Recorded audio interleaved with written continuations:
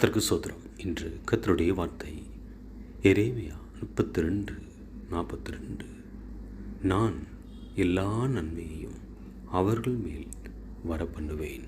கர்த்தருக்கு பிரியமானவர்களே, இன்று கர்த்தர் நம்மோடு கூட பேசுகிற வார்த்தை அன்று இஸ்ரவேல் ஜனங்களுக்கு சொல்லப்பட்ட வார்த்தை.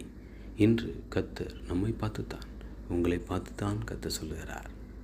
வாழ்க்கையில் நன்மையே இல்லாமல் தீமை, எங்கு பார்த்தாலும் கஷ்டம், வேதனை, சோதனை, நல்லதே நடக்க மாட்டுக்கு. எந்த நேரம் எப்போதும் குடும்பத்துக்குள்ளாக கெட்டது தான் வருது, கெட்டது தான் நடந்துட்டுருக்கு. நன்மையை பார்க்க முடியல, ஆசீர்வாதத்தை பார்க்க நினைக்கிறீங்களா? கர்த்தர் என்று சொல்லுகிறார்.